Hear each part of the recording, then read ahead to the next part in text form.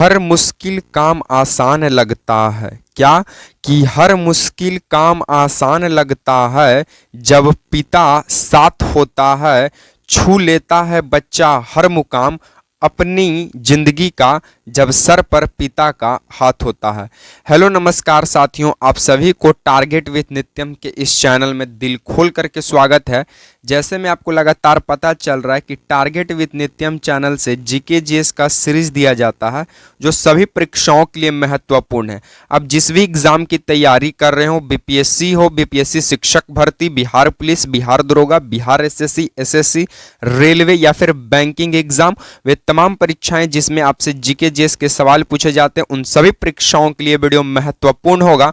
महत्वपूर्ण होने का पीछे का कारण है कि यहाँ पे जो भी आपको सीरीज दिए जा रहा है जीके जीएस का, वे सभी लूसेंट के पीवाई क्यूज हम उठाए हुए हैं जो आपसे हाल ही के एग्जाम में पूछे हुए सवाल हैं जीके जीएस के।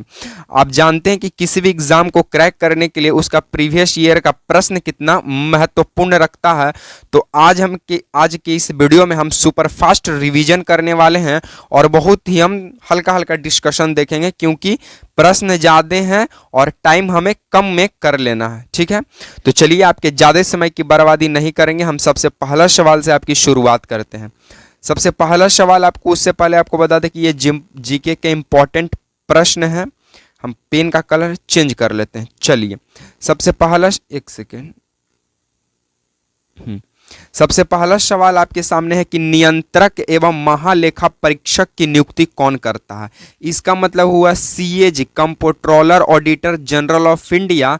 इसका जो है नियुक्ति जो है वो हमारे माननीय उस वर्तमान के राष्ट्रपति करते हैं। और वर्तमान में राष्ट्रपति कौन है? द्रौपदी मुर्मू है। कौन है? द्रौपदी मुर्मू है। चलिए सर, इतना तो मालूम है। सीएजी का उल्लेख कितना अनुच्छेद में है? तो सीएजी का उल्लेख 148 अनुच्छेद से लेकर 151 अनुच्छेद के बीच देखने को मिलता है। सीएजी का पद किस देश से लिया गया है? तो सीएजी का पद जो है वो ब्रिटेन देश से लिया गया है। तो यहां से आप 4 सवाल याद रखिए। नियंत्रक एवं महालेखा परीक्षक की नियुक्ति राष्ट्रपति करता है। वर्तमान भारत के राष्ट्रपति द्रौपदी मुर्मू है। नियंत्रक एवं महालेखा परीक्षक को इंग्लिश में सीएजी कहते हैं, यानी controller auditor of general of India कहते हैं। इसका उल्लेख अनुच्छेद 148 से लेकर 151 के बीच में है। ये सीएजी का जो पद है वो ब्रिटेन से लिया गया है। इसका कार्यकाल की बात करें तो 6 वर्ष या फिर 65 वर्ष से पहले जो पूरा हो जाए उसमें आपको रिटायर कर दिया जाएगा। इंटरनेट इशू होने की वजह से वो थोड़ा कट गया था। तो चलिए हम लोग नेक्स्ट प्रश्नों की ओर आगे बढ़ते। नेक्स्ट प्रश्न हमारा कहता है कि राज्यसभा का सभापति कौन होता है। तो राज्यसभा जो है इसे उच्च सदन कहते हैं। इसे क्या कहते हैं? इसे उच्च सदन कहते हैं। सबसे पहले ये समझिए, राज्यसभा का सभापति उपराष्ट्रपति होता है। और वर्तमान भारत के उपराष्ट्रपति कौन है? तो वर्तमान भारत के उपराष्ट्रपति हैं जगदीप धनखड़। कौन है? जगदीप धनखड़ है। इस बात को भी आप ध्यान रखिएगा। चलिए नेक्स्ट प्रश्नों की ओर हम लोग आगे बढ़ते हैं। नेक्स्ट प्रश्न की बात करें तो आपसे नेक्स्ट सवाल कर रहा है कि 1857 का विद्रोह कहां से शुरू किया गया था। तो 1857 का विद्रोह उत्तर प्रदेश यूपी मेरठ से शुरू किया गया 10 मई 1857 को। कब? 10 मई 1857 को शुरू किया जाता है। कहाँ से? मेरठ उत्तर प्रदेश से। इसमें रोल मॉडल हैं वो हैं हमारे मंगल पांडे। कौन है? मंगल पांडे हैं। इनफील्ड राइफल जो है उसके जगह कारतूस का जो है वो प्रयोग किया जा रहा था और बिहार से इसको बाबू वीर कुंवर सिंह नेतृत्व करते हैं। इस बात को भी आप ध्यान रखिएगा, दानापुर छावनी से। चलिए नेक्स्ट प्रश्नों की ओर हम लोग आगे बढ़ते हैं। नेक्स्ट सवाल देखें तो आपसे नेक्स्ट सवाल पूछ देगा कि लेग्यूमिनस किस में पाया जाता है। तो देखिए लेग्यूमिनस एक प्रकार का फसल है, ये दाल में पाया जाता है। लेग्यूमिनस आपको फिर सोयाबीन में पाया जाएगा, सोयाबीन में पाया जाता है, मटर के दाना में पाया जाता है, मूंगफली में पाया जाता है, मूंगफली में पाया जाता है। तो लेग्यूमिनस एक प्रकार का अच्छी फसल कह सकते हैं जो कि दाल में, सोयाबीन में, मूंगफली में, मटर में पाया जाता है। भारत का वह कौन सा राज्य है जो दाल का सर्वाधिक उत्पादन करता है? सर्वाधिक उत्पादन करता है भारत का कौन सा राज्य है जो सर्वाधिक दाल का उत्पादन करता है तो वो है हमारा मध्य प्रदेश। ठीक है, इस बात को भी आप ध्यान रखिएगा। चलिए नेक्स्ट प्रश्नों की ओर हम लोग आगे बढ़ेंगे साथियों, क्योंकि डिस्कशन प्रश्न थोड़ा ज्यादा है तो डिस्कशन को हम थोड़ा स्पीड में रखेंगे। चलिए आपसे नेक्स्ट सवाल कह रहा है कि विजयनगर साम्राज्य का संस्थापक कौन था। तो विजयनगर साम्राज्य का संस्थापक हरियर एवं बुक्का राय प्रथम दो व्यक्ति भाई हैं अपने, जो 1331 ईस्वी में क्या किए, विजयनगर साम्राज्य की स्थापना करते हैं। विजयनगर का राजधानी कहाँ ये लोग बनाते हैं, तो हम्पी बनाते हैं। विजयनगर वर्तमान में कहाँ पड़ता है, तो कर्नाटक में पड़ता है। विजयनगर के बीचों बीच से कौन सी नदी गुजरती है, तो उसका नाम है तुंगभद्रा नदी। कौन सी नदी, तुंगभद्रा नदी। तो यहाँ से इतने इंपॉर्टेंट टर्म को याद रखिएगा, ये लगातार एग्जामिनर ये सब सवाल को पूछता है। चलिए नेक्स्ट प्रश्नों की ओर हम लोग आगे बढ़ते हैं। नेक्स्ट सवाल आपसे पूछ रहा है कि मालगुडी डेज के लेखक कौन है। तब मालगुडी डेज के लेखक R.K. नारायण है। ये तब मालगुडी डेज के लेखक हैं। इस साथ में आपसे एक और प्रीवियस ईयर में पुस्तक इनका पूछ दिया है, गाइड। तो गाइड भी जो गाइड पुस्तक है ये किनका लिखा हुआ है, तो ये भी R.K. नारायण जी के ही द्वारा लिखा गया है, गाइड पुस्तक। चलिए नेक्स्ट हम लोग आगे बढ़ते हैं। नेक्स्ट बोल रहा है कि भारत छोड़ो आंदोलन कब हुआ था। तब भारत छोड़ो आंदोलन 8 अगस्त 1942 को होता है। महात्मा गांधी के द्वारा इसकी शुरुआत की जाती है। कहाँ से की जाती है, तब मुंबई से की जाती है। और इसी में गांधी जी करो या मरो का नारा देते हैं, करो या मरो का नारा देते हैं गांधी जी। 1942 के समय भारत का वायसराय कौन था साथियों, वायसराय कौन था, तो उस समय वायसराय था लिनलिथगो। लिनलिथगो था भारत के उस समय वायसराय। चलिए नेक्स्ट हमारा प्रश्न कहता है कि the god of a small thing पुस्तक के लेखक कौन थे। तो the god of a small thing पुस्तक के लेखक हैं अरुंधति राय। अरुंधति राय भारत की प्रथम महिला, कैसी महिला, प्रथम महिला जो बुकर पुरस्कार प्राप्त की हो, बुकर पुरस्कार प्राप्तकर्ता हैं। तो भारत की पहली महिला जिन्हें बुकर पुरस्कार मिला वो थी Arundhati Roy. The god of a small thing पुस्तक के लिए इन्हें मिलता है। इनका एक और रचना है इमेजिनेशन, क्या, द एंड ऑफ इमेजिनेशन। यहाँ पे हम लिख देते हैं the end of imagination, the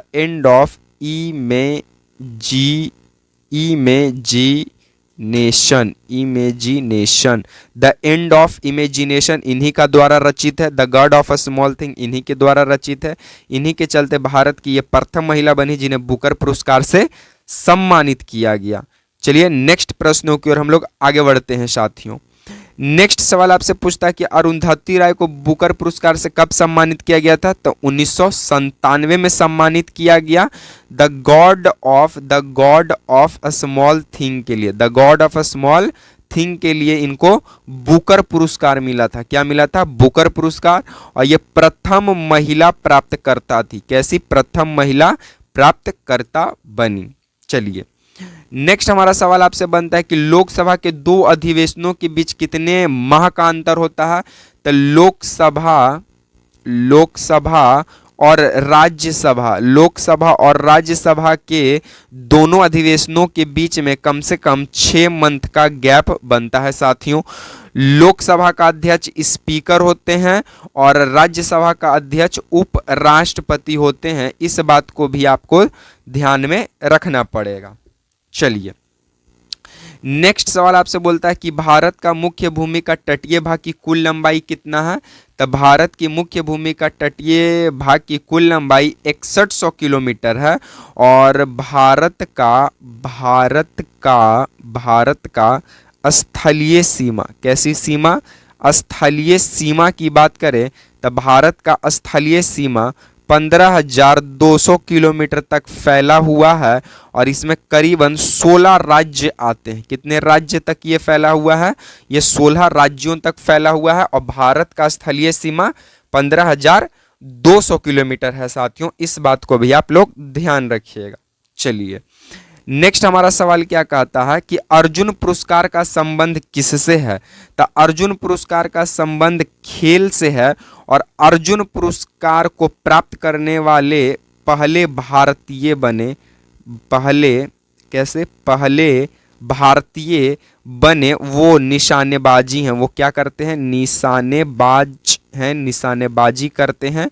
निशानेबाजी में जीते जिनका नाम है महाराजा करणी सिंह, महाराजा करणी सिंह। ठीक है, तब भारत के कौन से व्यक्ति हैं जिन्हें प्रथम अर्जुन पुरस्कार प्राप्त हुआ? तो वो हैं भारतीय निशानेबाजी महाराजा करणी सिंह, जिन्हें निशानेबाजी के क्षेत्र में अर्जुन पुरस्कार से सम्मानित किया गया। साथियों, इस बात को ध्यान रखिएगा। चलिए नेक्स्ट प्रश्नों की ओर हम लोग आगे बढ़ते हैं। नेक्स्ट हमारा सवाल कहता है कि पुस्तक गोदान के लेखक कौन है? तो पुस्तक गोदान के लेखक हैं प्रेमचंद। कौन है? प्रेमचंद है। गोदान के लेखक होने के ये साथ साथ रंगभूमि के लेखक भी कौन है? रंगभूमि के भी लेखक प्रेमचंद ही हैं। उसके बाद गबन पुस्तक के लेखक कौन है? गबन, तब प्रेमचंद ही हैं। निर्मला के कौन लेखक है? निर्मला पुस्तक के लेखक भी कौन है? तब प्रेमचंद ही हैं। तो ये बहुत सारे ये कविताएं, बुक, पुस्तक भी लिखे हैं जिसमें गोदान, रंगभूमि, गबन, निर्मला, ये सब एग्जामिनर जो है प्रीवियस ईयर में पूछे हुए सवाल थे। तो इन्हीं हम पुस्तकों को लिखकर लाए हैं। मुंशी प्रेमचंद के द्वारा इन सभी पुस्तक का रचना की गई है। चलिए नेक्स्ट हमारा सवाल कहता है कि वेलिंगटन ट्रॉफी का संबंध किससे है? तो वेलिंगटन ट्रॉफी का संबंध नौकायान से है।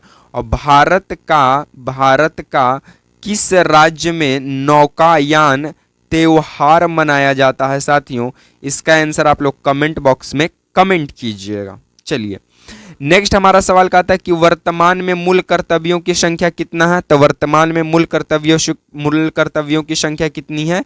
11 है। साथियों, इस बात को भी आप ध्यान रखिएगा। चलिए नेक्स्ट हमारा सवाल कहता है कि मानव शरीर में वसा का संचय किसमें होता है? तो मानव शरीर में वसा का संचय एपिडोज ऊतक करता है। और वसा क्या है साथियों? तो वसा आपको हो गया घी, हो गया तेल, हो गया, ये सब क्या है? तो घी हो गया, तेल हो गया, ये सब वसा है साथियों। क्या है? वसा है, फैट है। ठीक है, और वसा में घुलनशील विटामिन कौन सा है साथियों? तो वसा में घुलनशील विटामिन है कौन? तो ए डी, एक सेकेंड, वसा में घुलनशील विटामिन ए, डी, ई, के है। और जल में घुलनशील विटामिन बी और सी है। तो जल में घुलनशील विटामिन बी, सी है और वसा में घुलनशील विटामिन ए, डी, ई, के है। ठीक है, चलिए विटामिन शब्द का नामकरण कौन वैज्ञानिक करते हैं? तो फंक वैज्ञानिक करते हैं। इस बात को भी आप लोग ध्यान रखिएगा। नेक्स्ट हमारा सवाल कहता है साथियों कि 1857 की स्वतंत्रता की लड़ाई नामक पुस्तक के लेखक कौन है? तब बीडी सावरकर हैं। और 1857 की क्रांति का शुरुआत 10 मई 1857 को मेरठ उत्तर प्रदेश से किया जाता है। मेरठ उत्तर प्रदेश से किया जाता है। बिहार से इनका नेतृत्व कौन करता है? बिहार से नेतृत्व, इसका आंसर आप लोग कमेंट बॉक्स में कमेंट कीजिएगा। चलिए हम लोग नेक्स्ट सवालों की ओर हम लोग आगे बढ़ते हैं। नेक्स्ट हमारा सवाल कहता है कि अंतरिम राष्ट्रीय सरकार का गठन कब किया गया था? तो अंतरिम राष्ट्रीय सरकार का गठन 2 सितंबर 1946 को किया गया। कब किया गया? 2 सितंबर 1946 को किया गया साथियों। और 22 मार्च 1942 को क्रिप्स मिशन आया था। कौन सा मिशन? क्रिप्स मिशन आया था। और 16 मई 1946 को क्या आया था? तो कैबिनेट मिशन आया था। कौन सा मिशन? Cabinet mission. इस बात को भी आपकी जानकारी होनी चाहिए। 22 मार्च 1942 को क्रिप्स मिशन आया और 16 मई 1946 को क्या आया? तो कैबिनेट मिशन आया था। ठीक है, तो ये जानकारी भी आपको ध्यान में रखना पड़ेगा। चलिए नेक्स्ट हमारा सवाल आपसे कहता है कि कापाट का मुख्यालय कहाँ है? तो कापाट का मुख्यालय नई दिल्ली में है। इसकी स्थापना 1986 में किया जाता है शायद राजीव गांधी के द्वारा। और इसमें ग्रामीण क्षेत्रों पर जोर दिया जाता है। ग्रामीण क्षेत्र के परियोजनाओं पर खासकर विकास के कार्य के लिए इसे बनाया गया है। चलिए, एल्यूमिनियम का प्रमुख अयस्क कौन सा, इसका कमेंट बॉक्स में कमेंट कीजिएगा। बाकी हम बता दें कि एल्यूमिनियम का प्रमुख अयस्क बॉक्साइट भी है, कोरंडम भी है, क्यूप्रेराइट भी है, ये भी है। ठीक है, तो एल्यूमिनियम का प्रमुख अयस्क बॉक्साइट, कोरंडम, क्यूप्रेराइट भी है। ये तमाम चीजें आप ध्यान में रखिएगा। और कुछ अगर इनसे है तो आप लोग कमेंट बॉक्स में कमेंट कीजिएगा। चलिए, नेक्स्ट हमारा सवाल कहता है कि हुमायूं राजगद्दी पर कब बैठता है। तो हुमायूं राजगद्दी पर 1530 ईस्वी में बैठता है। आपसे एक सवाल है कि हुमायूं नामा किसने लिखा। हुमायूं नामा किसने लिखा साथियों। तो हुमायूं नामा लिखने वाले जो व्यक्ति थे उनका नाम है गुलबदन बेगम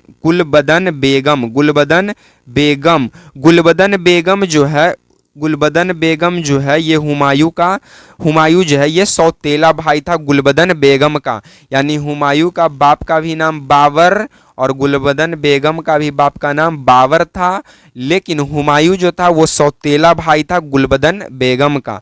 इसीलिए गुलबदन बेगम जो अपने सौतेले भाई के लिए हुमायूं नामा लिखती है, नहीं उसकी जीवनी लिखती है। चलिए सर, नेक्स्ट सवाल आपसे है कि जैन साहित्य को क्या कहा जाता है। तो जैन साहित्य को आगम कहा जाता है। क्या कहा जाता है? आगम कहा जाता है। आपको बता दें कि जो महावीर स्वामी थे, कौन थे? जो महावीर स्वामी थे, महावीर स्वामी के जो मुख्य शिष्य हुआ करते थे, जो मुख्य शिष्यों थे उनके गंधर्व कौन थे? गंधर्व कौन थे जी? गंधारो थे। तो उन्हीं के द्वारा ये संलग्न था जिसे आगम कहा गया। ठीक है, तो ये बात को अब आप ध्यान रखिएगा। चलिए, नेक्स्ट सवाल है कि सूर्य के सबसे निकट कौन सा ग्रह है। तो ये सूर्य है। क्या है? सूर्य है। पास का ग्रह बुध हो गया, उसके बाद शुक्र हो गया, जिसे पृथ्वी का भाई बहन, भोर का तारा, सांझ का तारा कहा जाता है। फिर पृथ्वी है जिसे नीला ग्रह कहा जाता है, इसी पे लाइफ सबसे ज़्यादा पॉसिबल है। फिर मंगल है, लाल ग्रह इसे कहा जाता है। मंगल ग्रह के बीच में एक क्षुद्र ग्रह की पट्टी पाई जाती है। और उसके बाद जुपिटर है जो कि सबसे बड़ा ग्रह है। उसके बाद सैटर्न है जो रिंग प्लेनेट है। यूरेनस है, नेपच्यून है जो कि सबसे ठंडा प्लानेट है। ये तमाम जानकारी आपको ध्यान में रखने पड़ेगी। चलिए, नेक्स्ट सवाल आपसे कहता है कि राष्ट्रीय ग्रामीण रोजगार गारंटी अधिनियम कब पारित किया गया। तो राष्ट्रीय ग्रामीण रोजगार गारंटी अधिनियम सितंबर 2005 में राष्ट्रीय ग्रामीण रोजगार गारंटी अधिनियम जो है सितंबर 2005 में है जो पारित किया जाता है। इसका कहने का मतलब क्या है साथियों? तो इसका कहने का मतलब होता है नेशनल। क्या कहने का मतलब होता है? National rural employment guarantee act. यानी कि राष्ट्रीय ग्रामीण रोजगार गारंटी अधिनियम होता है। जो भी ग्रामीण क्षेत्र के लोग हैं उनको वित्तीय एक वर्ष में कम से कम 100 दिन को रोजगार दिया जाता है। यह है मनरेगा इसे कहते हैं। ठीक है, चलिए, नेक्स्ट हमारा सवाल कहता है कि हिटलर की आत्मकथा का मीन काम्फ का शाब्दिक अर्थ क्या है। तो मीन काम्फ का शाब्दिक अर्थ है मेरा संघर्ष। हिटलर जो है साथियों ये नाजीवादी दल का नेता था। किस दल का नेता था? तो ये नाजीवादी दल का नेता था। हिटलर का जन्म जो है वो 1889 में होता है। इसका मृत्यु 1945 जर्मनी में हो जाता है। तो ये तमाम जानकारी आपको ध्यान में रखने पड़ेगी। बाकी हम आज को वीडियो को यहीं पे समाप्त करते हैं। अगर आपको वीडियो पसंद आए तो वीडियो को लाइक कीजिए, शेयर कीजिए एंड चैनल को सब्सक्राइब कीजिए और कमेंट कर जरूर बताइए कि ये वीडियो आपको कैसा लगा। इसी तरह के सीरीज के साथ आपसे मिलेंगे नेक्स्ट वीडियो में। तब तक के लिए आप तमाम साथियों को जय हिंद, वंदे मातरम।